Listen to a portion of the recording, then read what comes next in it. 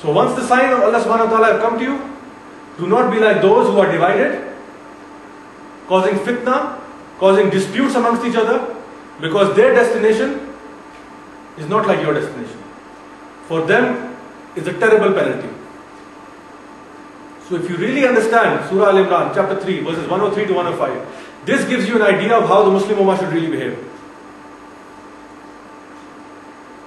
There is an example from the life of the Holy Prophet, peace be upon him. A story of the Ansar and the Muhajirin. These names, the Ansar and the Muhajirin, these labels of Ansar and Muhajirin have been mentioned even in the Holy Quran. The Ansar meaning the helpers. The Muhajirin meaning those who migrated for the sake of Allah subhanahu wa ta'ala. Both are great qualities. You are a helper or you are a one who migrates for the cause of Allah. Fantastic, subhanallah. Both are beautiful names, beautiful labels. But there was an incident where one of the Muhajirs, he played a practical joke on one of the Ansar. And the Ansar did not really like that joke. And there was a little bit of rift between them. And the Ansar called out and said, "O Ansar, come to my aid." And the Muhajir called out, "O Muhajirin, come to my aid." So they were trying to form some sort of sex or rivalry amongst each other. The Holy Prophet, peace be upon him, came out of his house and he said, "What is this call of Jahiliyyah? What is this call of Jahiliyyah? What is this call of ignorance? What are you doing?" Although saying that, they were the Ansar or the Muhajirin, but since they were calling it with the intention of creating some kind of a rift, that since you are all Ansar, come with me, despite who is right or wrong, come with me all of you. And you, Muhajirin, despite knowing what the situation is, come to my aid. This is wrong.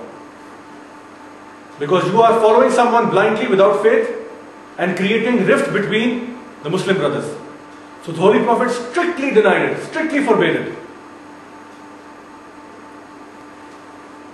There are many, many dangers that are involved in sectarianism, in creating sects. There is a hadith of the Holy Prophet, peace be upon him, where he mentioned that the Jews will be split up into 71 or 72 different sects. The Christians will be split up into 71 or 72 different sects. And the Muslims will be split up into 73 sects, and only one of them will enter Jannah. And to this the Sahaba asked, "Ya Rasulullah, who are these people?" The Holy Prophet said, "Those who follow your way and my way, they are the ones." Now this ahadith, a lot of people, since they have heard it, have been fighting like anything to prove that they are the ones who are going to enter Jannah and the other ones, all of them are wrong, which defeats the purpose of this hadith. The purpose is not that you create sects, go and create 73 sects. No. The purpose is that although Allah subhanahu wa ta'ala has mentioned that do not create sects, do not be divided, do not be separated, still there will be people who will start creating sects. So people have done that throughout time.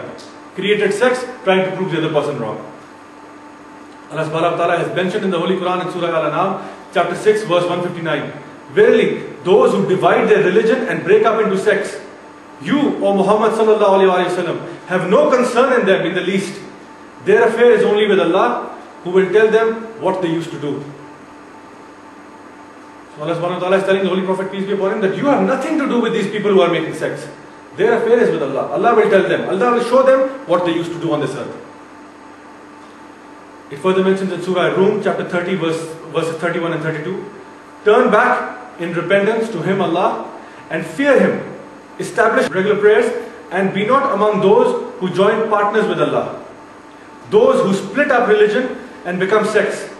Each party rejoicing in that which is with themselves. So do not be one of those who create a sect, split up the Muslim Ummah, and then rejoice with what they have. That we are on the right path, alhamdulillah, no problem. These are all our kafirs and this and that, calling them names and so on. So be not one of those. The Quran mentions it. No Muslim can deny it. The Quran mentions it. Now apart from Allah subhanahu wa ta'ala and His Rasul strongly urging us not to break up into sects, there is another danger that lurks in creating sects. There is a famous children's story of two bulls who were very muscular and strong and were the best of friends. They were always together. And then there was a wolf who wanted to make a meal out of them. And what he did was he went to the first bull and told him that the other is saying this about you. Then he went to the other one and said, the first one is saying this about you. He did it again and again and again until these two bulls split up. There was a rift created between them and they went their separate ways.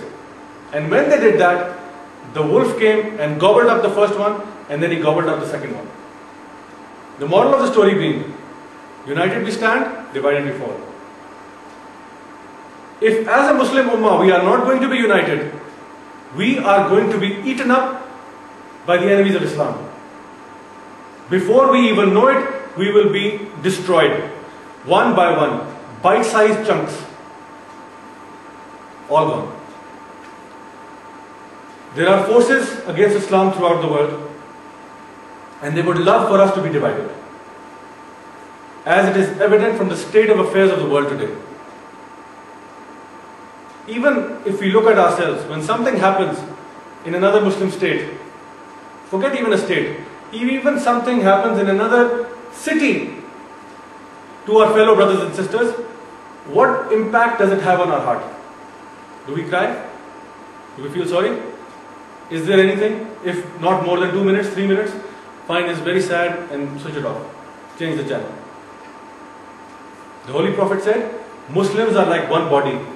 If one part hurts, the whole body hurts. This is how we should be as an ummah. Completely, utterly united and caring for one another. Even if the other person is sitting miles away, we should have that care in our heart for our fellow Muslim brothers and sisters throughout the world. But the forces that are working against Islam have managed to completely isolate us and keep us busy in our own problems.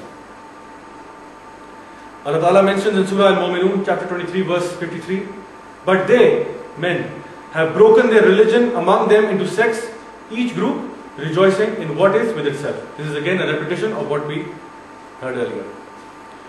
There is then a hadith from Sahih Bukhari, narrated by Hazrat Hudayfa bin al-Yaman, may Allah be pleased with him. He said that the people used to ask Allah's Apostle about the good, but I used to ask him about the evil, lest I should be overtaken by them. He said that all the other people used to ask the Holy Prophet, peace be upon him, what is good? What should we do? He used to ask, what is evil? What should I stay away from? So one day he asked the Holy Prophet, and he wanted to know who to follow if evil was spreading fast throughout the world. And the Holy Prophet replied, stick to the group of Muslims and their Imam, the ruler. And he said, if there is neither a group of Muslims nor an Imam, the Holy Prophet said, then turn away from all those sects, even if you were to bite the roots of a tree till death overtakes you while you are in that state. So if evil has spread in the land and the knowledge has been corrupted and there are sects out there, break away from them all, disassociate yourself from them all and bite the root of a tree till you die in that state.